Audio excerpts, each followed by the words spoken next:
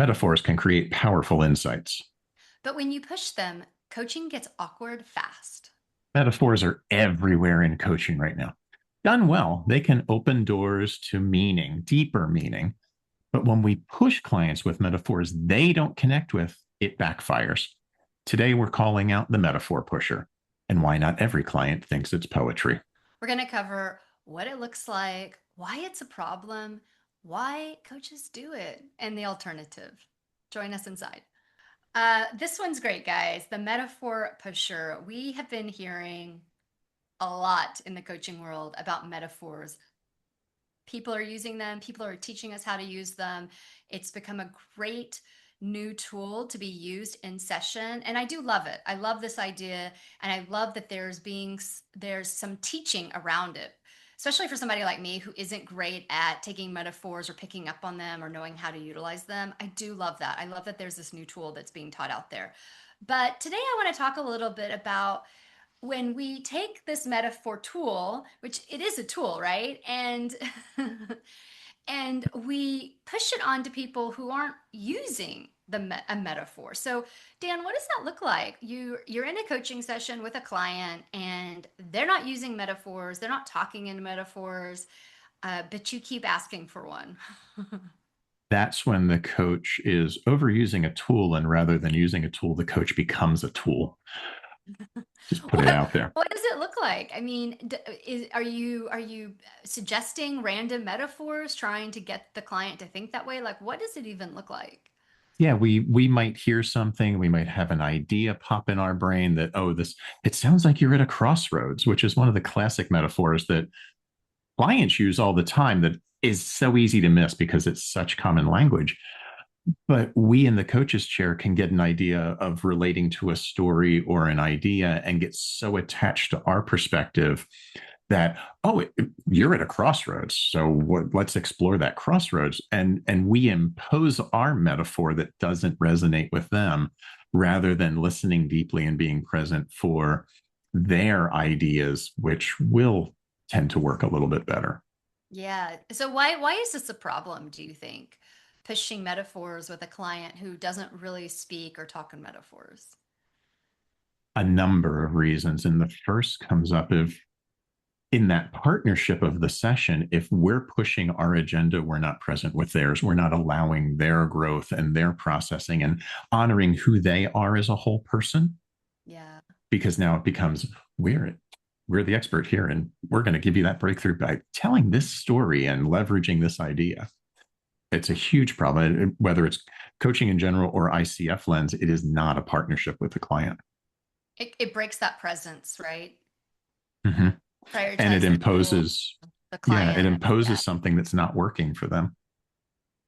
Right. It's like you're forcing the metaphor to be the agenda when it shouldn't be.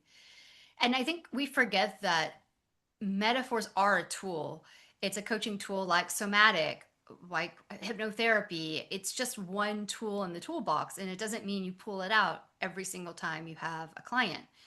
You may not use it for months. You might use it often. And I think maybe sometimes we forget about that because we do talk in metaphors every day, even if we don't realize it. Like you said, just like common phrases are metaphors. But if that person really isn't utilizing it in that metaphor way, then it may never come up. Then the metaphor may never come up.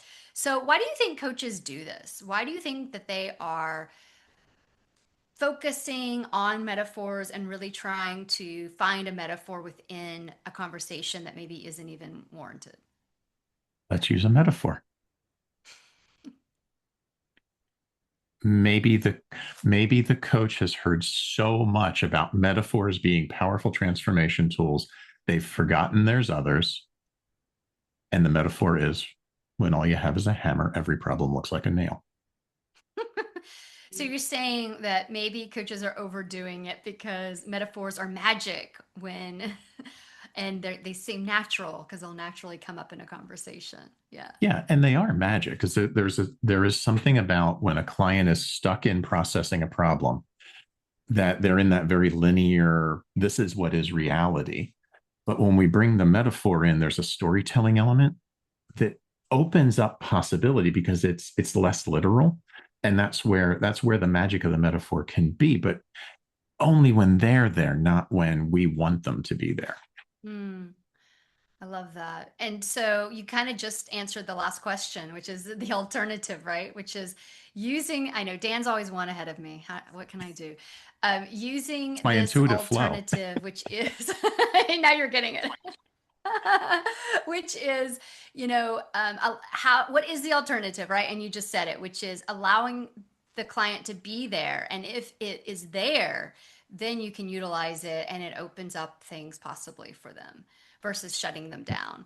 Any other alternatives that are offered other than using a metaphor, something other than having to push it?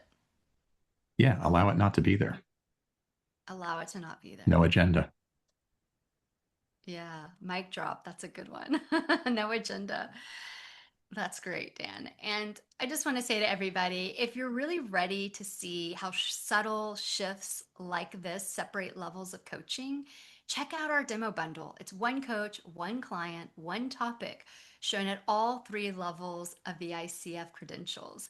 And when you watch it, you'll see exactly how subtle metaphors might come up or might not, and how presence matters more than pushing tools. Check out the link below to learn more and join us. And that is the end of our Bad Habits series. We've covered assumptions, the hero complex, the session tourist, goals gone wrong, and now today, the metaphor pusher.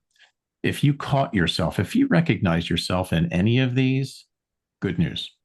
Awareness is the first step toward mastery. Keep growing, keep being, keep doing. We'll see you next. See you soon. We'll see you later.